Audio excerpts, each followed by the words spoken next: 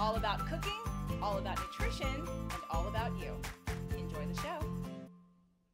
Today's show brought to you by the Metabolic Makeover Program. Find out if you have weight loss resistance and how to heal it naturally. Today's show, Beet Kvass. Jeannie, what's Beet Kvass? Because I hear Kvass, I'm like, Beet Kvass. It's like a song, like a dance. I don't know. What is Kvass? Beet Kvass, it's a really popular traditional drink from Eastern Europe. And in those countries, beets grew really easily, particularly the colder the climate, the better beets grow because they grow under the ground. And the interesting thing, when any of you have any vegetables that grow under the ground, they tend to go and pull energy. They hold energy really well. So one of the things about beets that makes them so unique is that, if you cut them, you just feel like this red pigment is just everywhere, right? I probably have some of it on me right now. So that pigment is what gives it some amazing qualities. And so the Russians learned to, well, a lot of people up in the Eastern European learned to make a tonic out of it because it was something that was relevant and something that was always available. So we're going to make this tonic, and I'm going to teach you a little bit about fermented foods, and this is a great foray. So if you're somebody that's not quite ready to get into making a sauerkraut and you don't want to do something that seems too complicated, this is super simple. So Kvass is always fermented? It's always fermented. And is it always beet? It can be beet and a little bit of bread. Sometimes they'll put bread in it to help ferment it. Bread, yeah. Because of sourdough bread, has naturally some things that will help to culture it. But in the case that we're doing today, this is bread-free. No bread. Just paleo. Beets. Yeah, beets. Paleo. Mm-hmm. All right, Beet Kvass, let's go. So let's go ahead and do it. So for a couple things, there's only 4 ingredients that you need. So because you don't want to experiment in a big, Kvass tank, just start with a pint jar, which is 2 cups. And I already went ahead and cut up my beets, but I just wanted to show you that when you do cut them, you're cutting them so that you're exposing a surface area that, as it sits in this jar, is going to have naturally some bacteria. It's going to have some sugars in there that the natural bacteria that are found in the air are going to feed on. So this is what's actually creating the fermentation process. So I would put in enough beets so that you've got maybe about 1/3 of the jar. And then to that, we're going to go ahead and add some water. But let's put a couple of things in there that are going to help to filter it. So one of the first, help to give it a little bit more oomph. If you wanted to, you could throw in a couple of coins of ginger. Coins of ginger? Yeah, ginger is great for digestion. I haven't asked you about coins of ginger. What about the rind?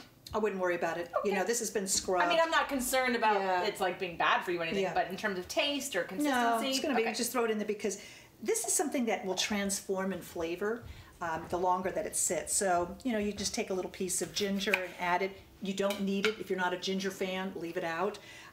Ginger does have a lot of enzymes in it, so when you drink this as a tonic, you're adding in enzymes which help to pre-digest your food. So there's part of one of the benefits to that. Then we're going to add a little bit of starter. So we need something to actually start getting the beets so that they transform this liquid into something that becomes really great for the tummy. So 2 things that you could do.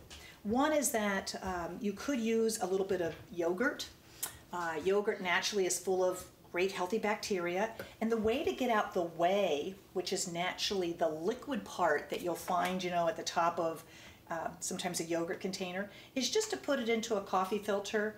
Let maybe a couple of tablespoons of the yogurt be in that container and let it just sit for a couple, maybe even an hour. And then from that you'll see there'll be some liquid. This is the whey.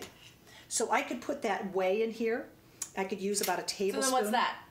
That's just this is yogurt cheese. So what's left here is a really thick cheese that you could use if you ever wanted to make more of a a cheese. You could mix that with some herbs and you've got a great meal. So use that.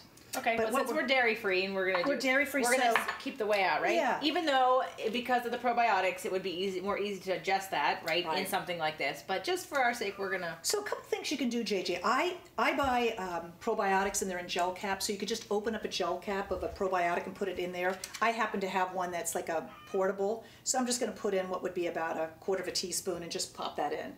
Chickens sound like they're hungry. Do we yeah, need to feed the chickens something?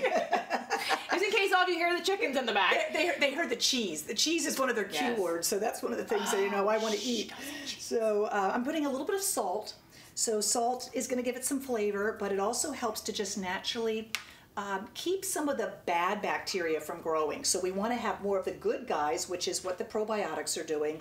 Salt to kind of help just keep it so that it's healthy and well. And we're just going to add some water to that right now.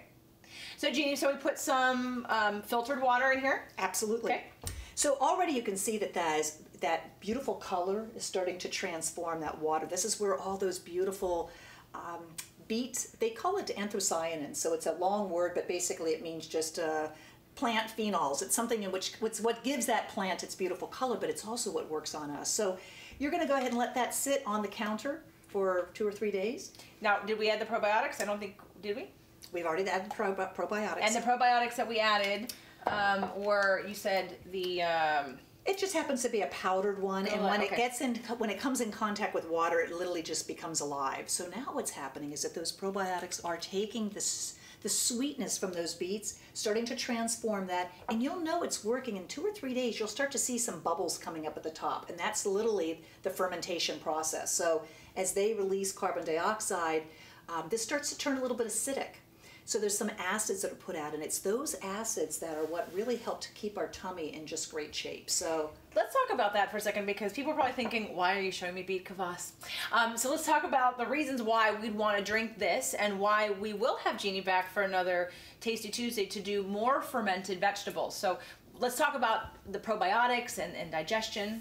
Yeah, so it turns out that most of health begins in the gut, and anything that we can do to help improve the flora, the beautiful pathogens that naturally reside there, and feed them, we're going to keep our brains healthier, we're going to keep our weight healthier, our hormones healthier. There's a lot that's happening in the gut. And so think of this as being like a gut superfood. But it's also got a lot of other nutrients in it. There's a lot of vitamins and minerals, particularly minerals, whenever you have any type of plant that grows under the ground. So you're capturing, you're honoring that. And you know, I think the best way is tasting it, JJ. So once you have let this sit for 3 days, you can then put it into a container. And you know, a great way that the Russians often start their morning is with like a little toast, a little tonic. In fact, they'll go to little, we stop at Starbucks, they stop and they get their beet kvass in the morning. And, you know, I don't quite know how to say hello in Russian, but this is cheers. Hello. Salute. Salute. Salute. You know how to do that in Italian, right? So let's just try a little bit. It's tangy. It's tangy. It's almost like a kombucha made of beets. Mm-hmm. Taste a little vinegary, but if you like a kombucha, this is a great one to get started with. Very easy to do. And let me give you just one more tip, because we're all about, you know, helping to be thrifty. So once you've made this and you've let it sit for 3 days, decant it. So you could put it into a container just like I did. Then you're just going to do the same thing. Add more water. With the same just keep the same, already in there. Keep the beets that are here, because they're ready to go ahead and give you another, you know, they do double duty. So put a little bit more water back in. You don't need to go and put more probiotics. Because it's already in there. It's already in there, but you could save just a little bit of this. This would be your starter now. So you could just put a dash of that, and now you've re-added in the bacteria. So you let that sit on your shelf, let that sit for 3 days, decant that, start all over again now, next time starting with a beet. So start the process. And what would you do with these beets that, you know, have maybe been used twice? You could chop this up, you know, and put it into a salad. You can throw it into your compost. My chickens, you know, will actually nibble on that a little bit. So nothing goes to waste, folks. You can just eat them. Yeah, you can. Could I roast them? Yeah, you could do that. You know, they've lost a little bit of their vitality, but if you put a little bit of oil on and just let them roast, you're still going to get. Well, I'm getting some fibers from here, and there's still antioxidants. I'm all about, you know, recycling everything we can, so nothing goes to waste. So. All right, so try your beet kvass and let us know what you think, and you'll have much better digestion and immunity and a pink tongue. To your health. The Fit to Love podcast show offers you 6 days a week of helpful content to achieve the happy life you deserve.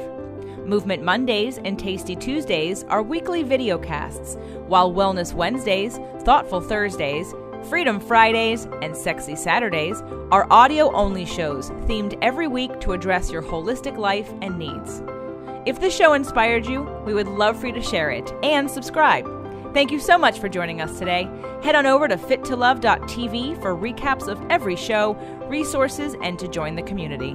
That's FIT, the number 2, LOVE.TV. Have a fit and fabulous day.